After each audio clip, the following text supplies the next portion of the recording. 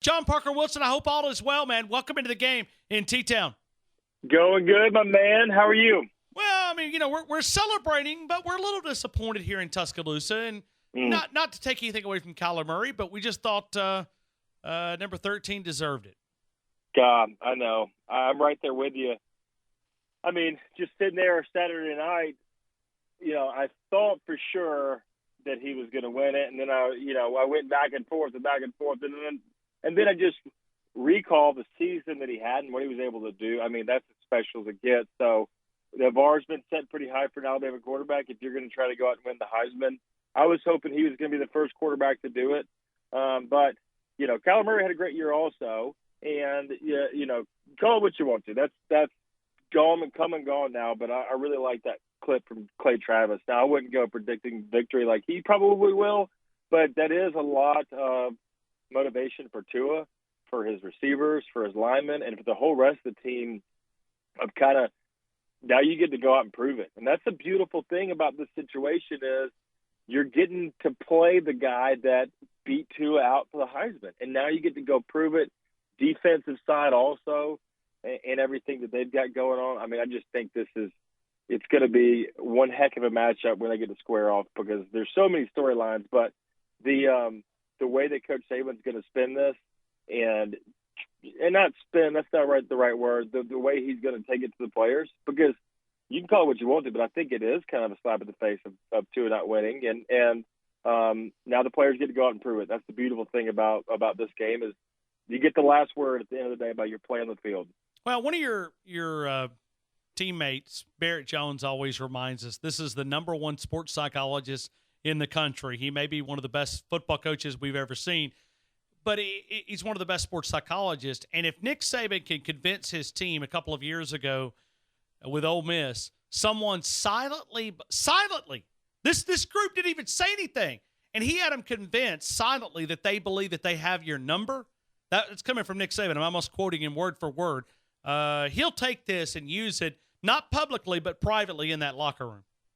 Yeah, there's no doubt. And I think it works because the players believe that he believes it, right? It's not this made-up, whimsical idea of going out there and, a rah-rah speech. He kind of puts the facts, and he'll point to the facts a lot and what they are. And, the Ole Miss is a little bit different, but I think he'll use the facts of this case and build his own case. That's a great way for Bear to put it as a sports psychologist. I completely agree with that.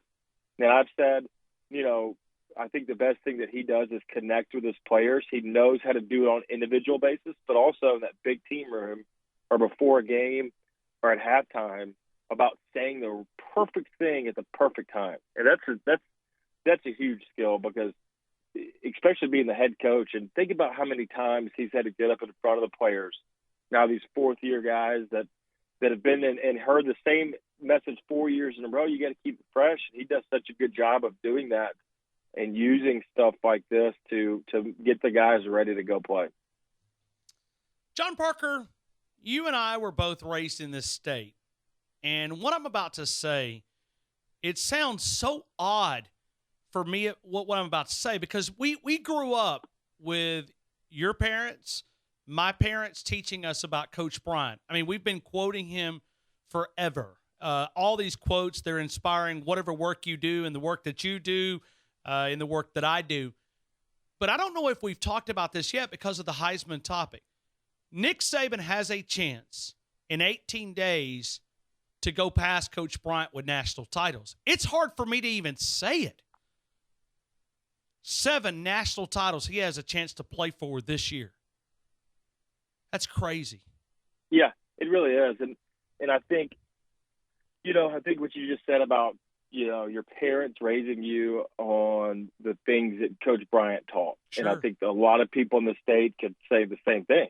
And that's 100% true. And I think Coach Saban's done the same thing. And if not more so because of the media attention that is 2018. I mean, it's completely different when Coach Bryant was coaching, but now Coach Saban, he's got 2 press conferences a week.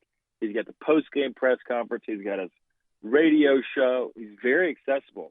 He's very transparent and very candid, I think, to the fans. I think a lot of what he says in the media, and I know this because I was there, a lot of what he says to the media is the same thing he's saying to the players. Because when he's talking to the media, he's trying to talk to the players also. And I think it's raised everybody in this state, Alabama fan, Auburn fan, doesn't matter what you are, just listening to him of how you think about things, how you respond to adversity, how, this past game about being resilient. I don't care if you're playing football or you're playing checkers or you're running a company. A lot of these things are now, as a parent myself, a lot of these things can be translated to everyday life. And I don't care if Coach Saban was running Alabama football or Coca-Cola or Apple or the president. I think his processes translate to a lot of different industries, a lot of different areas of life. Well, and if you have a chance, and we spend a lot of time in this little 2-week, and I don't want to call it a lull because there's so much to review, and so many coaches that deserve credit, so many players that maybe we don't have a chance to go through this offseason.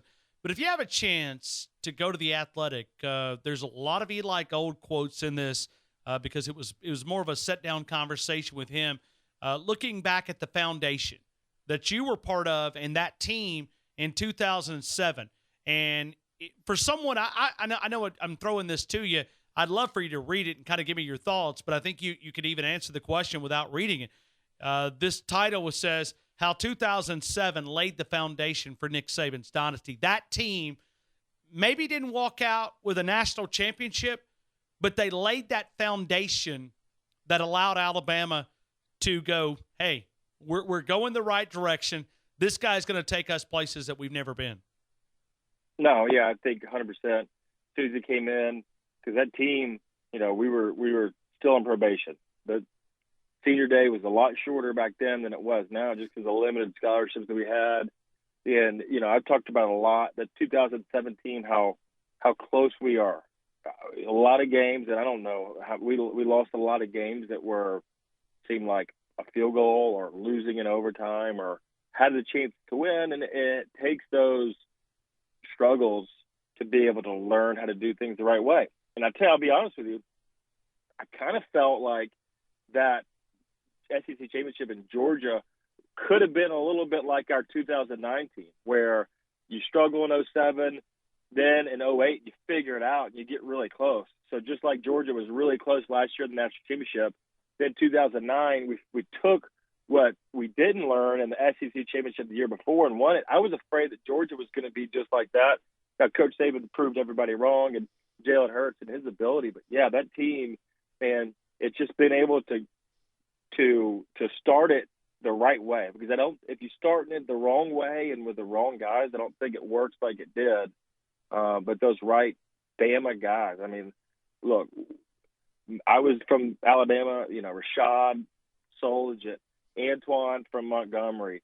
Brody is another one of those guys who came. It didn't matter who the head coach was at the time. We're coming to Alabama. And I think that was a huge part of the turnaround, was having those guys where it meant so much to get it head in the right direction. John Parker, was there a moment, because maybe it's everything grouped together, but was there a moment that you look back that you can describe that you felt that foundation was being laid, that you could look back and you could circle a day or maybe a moment, maybe a speech that you said, okay, this guy's got it. He's going to take us to that place that we've been talking about. No, I don't think there's one specific time. I think the struggles that we went through in 2007 and then that Clemson game of 2008 where we kicked off and they were really highly rated. And I remember after the game kind of looking around like, hey, we might have something special here.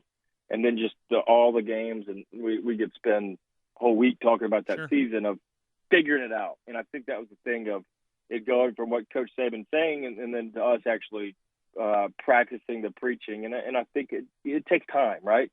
It takes a couple years, and then the third year won it. So, but I think it took the right guys to be there to have that buy-in, because if you didn't have that buy-in early, it definitely doesn't work. It was pretty simple. We didn't have a huge choice, to be honest with you, but there were some good quality guys there at the start. John Parker Wilson, let's talk about the championships they're winning on Scotland Boulevard with Scott Peoples at Tuscaloosa Toyota. Talk about that outstanding dealership. Yep, Town, not just on the football field or in the athletic department, Tuscaloosa Toyota. They're the best also. You know, the number one volume Toyota certified dealer right there in Tuscaloosa. And you get a lot of perks when you get that, right? From a dealership that can go out and say they're the best. They get a lot of support. You know, you don't have to waste time around this Christmas season with so much stuff going on. You get the best price first at Tuscaloosa Toyota. You go in line, check out the inventory, check out all the deals. A lot of 0% financing right now. The Camry's an example. The 2019 Tacoma, 0% financing to give you cash back. Tons of options. They're just trying to get you in the right car. And I speak from personal experience. Their staff is as good as it gets. I'm a huge supporter of them. I think they're doing things the right way. Love working with them. Love going out there on the lot. So check them out down at Skyland or tuscaloosatoyota.com. Certainly, when you walk in that dealership, it's different. Customer service above and beyond the ordinary. Tuscaloosa Toyota and tuscaloosatoyota.com. John Parker, as always, thank you for your time. Hope you have a great week, man. Roll Tide, my man.